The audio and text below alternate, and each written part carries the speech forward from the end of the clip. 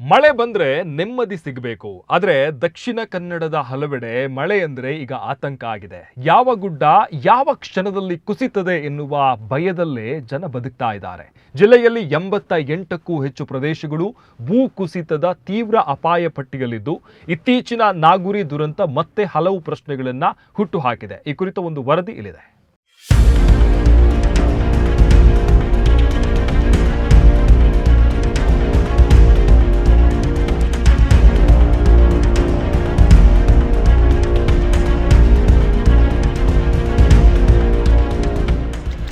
ಮಳೆಗಾಲ ಬಂದ್ರೆ ಎಲ್ರಿಗೂ ಖುಷಿಯಾಗಬೇಕು. ಆದರೆ ದಕ್ಷಿಣ ಕನ್ನಡ ಜಿಲ್ಲೆಯ ಜನರಿಗೆ ನೆನಪಾಗುವುದು ಭೂಕುಸಿತದ ಭೀತಿ. ಕಳೆದ 5 ವರ್ಷಗಳಲ್ಲಿ ಭೂಕುಸಿತದಿಂದ 17 ಮಂದಿ ಜೀವವನ್ನ ಕಳ್ಕೊಂಡಿದ್ದು, ಪ್ರತಿ ವರ್ಷವೂ ಕೂಡ ನಷ್ಟದ ಪ್ರಮಾಣ ಹೆಚ್ಚುತ್ತಲೇ ಇದೆ. ಜಿಲ್ಲಾ ವಿಪತ್ತು ನಿರ್ವಹಣಾ ಪ್ರಾಧಿಕಾರದ ವರದಿಯ ಪ್ರಕಾರ ಜಿಲ್ಲೆಯ 88 ಪ್ರದೇಶಗಳಲ್ಲಿ ತೀವ್ರ ಭೂಕುಸಿತದ ಅಪಾಯ ಇದೆ.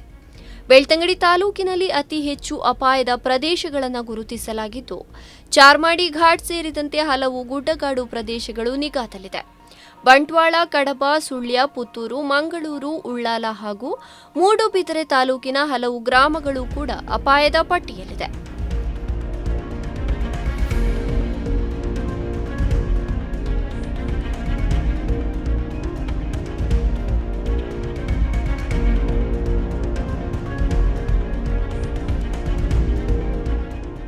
ಕರಾವಳಿಯಲ್ಲಿ ಸಂಭವಿಸ್ತಾ ಇರುವ ಬಹುತೇಕ ಭೂಕುಸಿತಗಳು ಪ್ರಕೃತಿ ವಿಕೋಪಕ್ಕಿಂತಲೂ ಮಾನವ ನಿರ್ಮಿತ ಚಟುವಟಿಕೆಗಳ ಪರಿಣಾಮದಿಂದಲೇ ಆಗ್ತಾ ಇದೆ.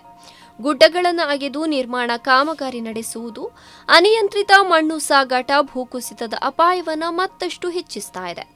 ವ್ಯವಸ್ಥಿತವಾಗಿದ್ದ ಪ್ರಕೃತಿಯನ್ನ ನಾವು ಕೆಡಿಸಿದ್ದೇ ಈ ದುರಂತಗಳಿಗೆ ಕಾರಣ ಎಂದು ಪರಿಸರ ಹೋರಾಟಗಾರ ದಿನೇಶ್ ಹೊಳ್ಳ ಹೇಳಿದ್ದಾರೆ. ಮಳೆಗಾಲವನ್ನು ಗಮನಿಸಿದ್ದೇವೆ. ದೀರ್ಘ ಮಳೆಗಾಲ, ಮೇ ತಿಂಗಳಿಂದ ಡಿಸೆಂಬರ್ವರೆಗೆ ಮಳೆಗಾಲ ಇತ್ತು. ಈ ವರ್ಷ ಅಲ್ಪ ಮಳೆಗಾಲ ಅಂತ ಈಗಲೇ ನಮಗೆ ಸಾಕ್ಷಿಗಳು ಹೇಳ್ತಾ ಇದೆ.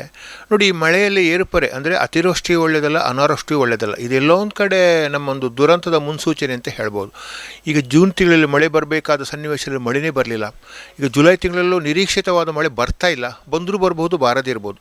ಇಲ್ಲಿ ಎಲ್ಲೋ ಒಂದು ಕಡೆ ಏನಾಗ್ತದೆ ಅಂತ ಹೇಳಿದರೆ, ನಮ್ಮ ಸುತ್ತಮುತ್ತಲಿನ ಪರಿಸರಕ್ಕೆ, ಪ್ರಕೃತಿಗೆ, ಪಶ್ಚಿಮ ಘಟ್ಟಕ್ಕೆಲ್ಲೋ ನಮ್ಮಿಂದೇ ಸ್ವಲ್ಪ ಸಮಸ್ಯೆಗಳಾಗ್ತಾ ಉಂಟು. ಆ ಸಮಸ್ಯೆಗಳ ಪ್ರತೀಕಾರವೇ ಇವತ್ತು ನೋಡಿ, ಈಗ ಮಳೆ ಬಂದುಕೊಳ್ಳಿ ಎಲ್ಲಿ ಗುಡ್ಡ ಕುಸಿತ, ಎಲ್ಲಿ ಭೂ ಕುಸಿತ, ಆತಂಕದ ಸನ್ನಿವೇಶದಲ್ಲಿ ನಾವಿದ್ದೇವೆ.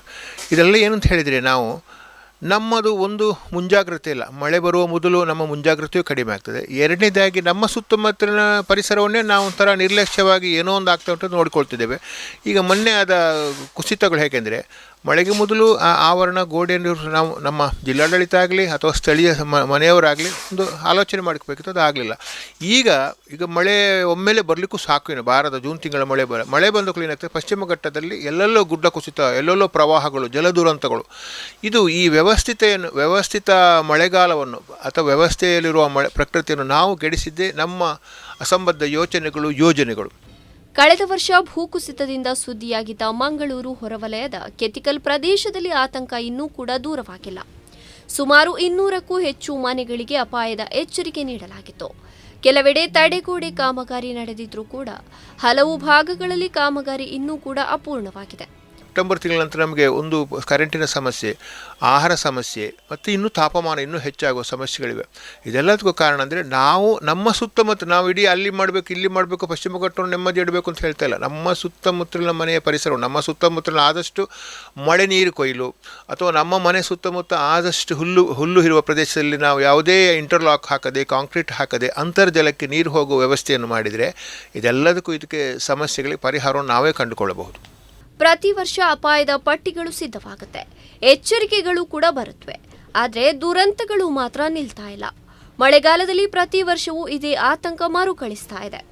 ಅಪಾಯದ ಪ್ರದೇಶಗಳನ್ನು ಗುರುತಿಸುವುದಷ್ಟೇ ಅಲ್ಲ, ಶಾಶ್ವತ ತಡೆ ಕ್ರಮಗಳನ್ನು ತ್ವರಿತವಾಗಿ ಜಾರಿಗೊಳಿಸುವುದು ಮತ್ತು ಜನರ ಸುರಕ್ಷತೆಗೆ ಆದ್ಯತೆ ನೀಡುವತ್ತ ಅಧಿಕಾರಿಗಳು ಗಮನ ಹರಿಸಬೇಕಿದೆ.